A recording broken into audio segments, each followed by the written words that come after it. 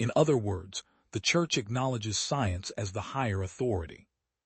The development of a rational view of the nature of catalysis was thus absolutely dependent on the creation of the concept of the rate of chemical reaction.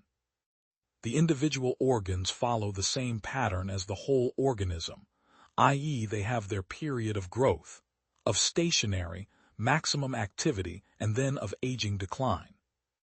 Nowadays, however, we recognize that simultaneously with the typical case of a chemical reaction, a typical case of catalytic effect had been studied which constitutes a limiting case. We know from biology that new forms of organisms simulate their primitive form as closely as possible at first, even though obliged to exist under changed internal and external conditions. For with pure water the inversion of cane sugar scarcely proceeds, and subsequently it required very thorough, difficult studies before this effect and its order of magnitude were established. In specific circumstances, the period of aging decline can set in earlier in a particular organ than in the organism as a whole which, in a certain general or theoretical sense, is left a cripple or invalid.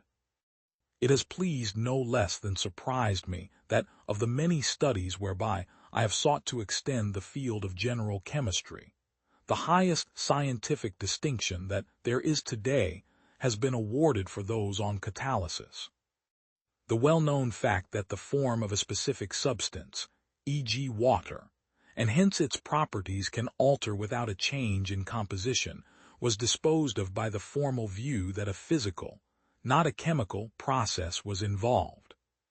The distinction between the old and the new formulations consisting in the incorporation of the concept of the rate of chemical reactions is so great that it immediately asserted itself in the objective development of catalysis.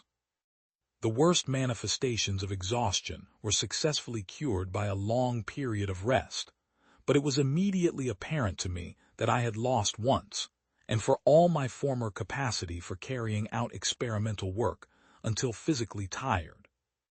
In the first quarter of the 19th century, the experimental proof for the interdependence of the composition and properties of chemical compounds resulted in the theory that they are mutually related, so that like composition governs like properties, and conversely.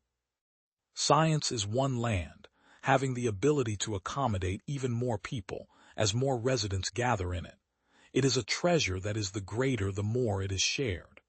Because of that, each of us can do his work in his own way, and the common ground does not mean conformity. My only supporter and comrade in arms was Georg Helm, who had endeavored to formulate an energetic conception of science before me, and had presented his results in a treatise, Die Lehre von der Energie, exhibiting great independence of thought. But we were separated by his aversion to a realistic conception of energy. Consequently, each of us considered the other only a half-ally, toward whom an attitude of caution was necessary.